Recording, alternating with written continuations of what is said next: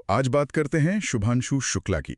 एक ऐसा नाम जो मतलब पूरे 41 साल बाद भारत को मानव अंतरिक्ष उड़ान में वापस लेकर आया है। हाँ बिल्कुल, एक बहुत लंबा इंतजार खत्म हुआ है। हमारे पास जो जानकारी है वो उनके करियर पर और ये जो हाल का एक्सियोम 4 मिशन है और देश के लिए इसके क्या मायने हैं, इस पर फोकस करती है। सही। कोशिश यही रहेगी कि इस खास पल के जो सबसे जरूरी पहलू हैं उनको थोड़ा समझें।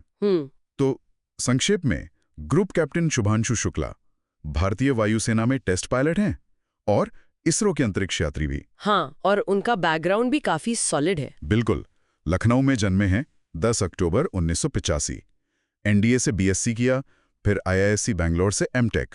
और उड़ान का अनुभव तो कमाल का है। हाँ, 2000 घंटे से ज्यादा, वो भी Su-30 MKI, MiG-21 जैसे फाइटर जेट्स पर।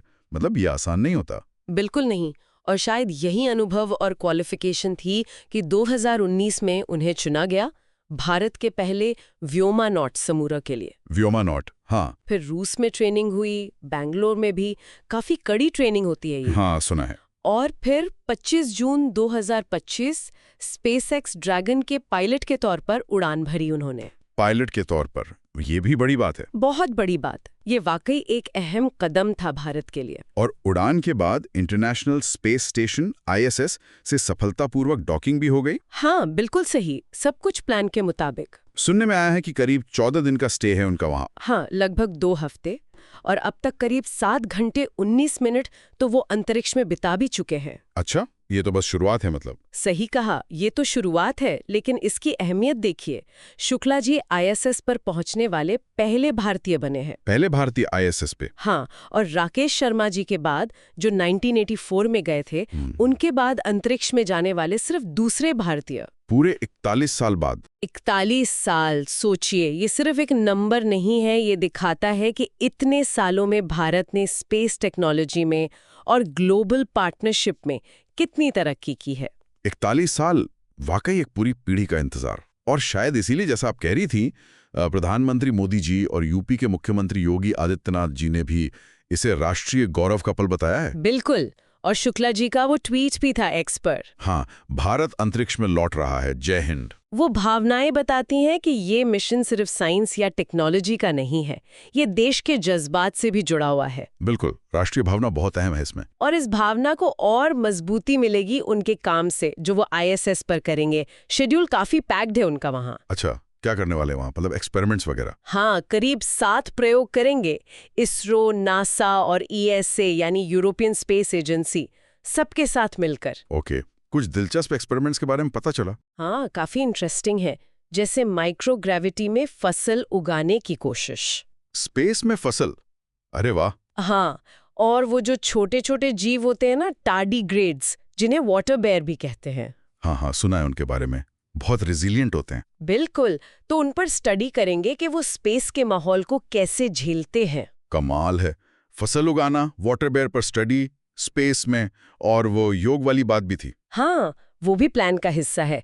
माइक्रोग्रेविटी में योग का प्रदर्शन और कुछ सांस्कृतिक कलाकृतियां भी ले गए हैं अपने साथ। अच्छा। तो ये दिखाता है कि भारत कैसे अपनी पहचान, अपनी संस्कृति को भी विज्ञान के इस नए चैप्टर से जोड़ रहा है। ये सिर्फ एक टेक्निकल मिशन नहीं है। सही कहा, ये कल्चरल एस्पेक्ट भी जरूरी है। अच्छा, अब थोड़ा आगे का सोचते हैं। भविष्य के लिए इस मिशन का क्या मतलब है, खासकर भारत का अपना जो मिशन है, गगनयान? देखिए, ये एक्सियोम 4 मिशन गगनयान के लिए एक तरह से एक फाउंडेशन स्टोन है। गगनयान, जो भारत का अपना पहला मानव अंतरिक्ष उड़ान कार्यक्रम है। हाँ, जो शायद 2020 के मध्य में प्लान्ड है। बिल्कुल, उसके लिए शुक्ला जी एक प्रमुख उम्मीदवार माने जा रहे हैं। तो ये जो X4 का अनुभव है, स्पेस फ्लाइट का, ISS पर रहने का, वहाँ प्रयोग करने का, ये सब सीधे सीधे गगनयान की तैयारी में काम आएगा। अच्छा, तो ये मिशन एक तरह से ब्रिज बन रहा है इंटरनेशनल कोलैबोरेशन और भारत की अपनी कैपेबिलिटी के बीच। एकदम सही। अंतर्राष्ट्रीय सहयोग X4 और भारत की स्वदेशी क्षमता गगनयान, इसके बीच ये एक बहुत महत्वपूर्ण कड़ी है। ये तो बहुत बड़ी बात हुई। अच्छा, उनकी पर्सनल मोटिवेशन के बारे में भी कुछ बात आई थी, कारगिल युद्ध से प्रेरणा वाली। हाँ, कुछ रिपोर्ट्स में ये बात है कि कारगिल युद्ध ने उन्हें काफी प्रेरित किया था। और उनकी अपनी उम्मीद ये है कि ये मिशन, जैसा उन्होंने कहा, 1.4 अरब भारतीयों की पूरी पीढ़ी में जिज्ञासा जगाएगा। ये बहुत अच्छी सोच है। और हाँ, उनकी पत्नी डॉक्टर कामना मिश्रा बचपन की दोस्त हैं, तीसरी क्लास से साथ पढ़े हैं, एक बेटा भी है उनका। उन्होंने लॉन्च से पहले अपनी पत्नी को धन्यवाद देते हुए एक पोस्ट भी किया था। तो ये पर्सनल साइड भी है इस पूरी यात्रा का। वाकई एक पूरी कहानी है, प्रोफेशनल भी, पर्सनल भी, प्रेरणादायक। बिल्कुल। तो अगर हम सारी बातों को समेटें तो शुक्ला जी का ये मिशन एक ऐतिहासिक पल है, इसमें कोई शक नहीं।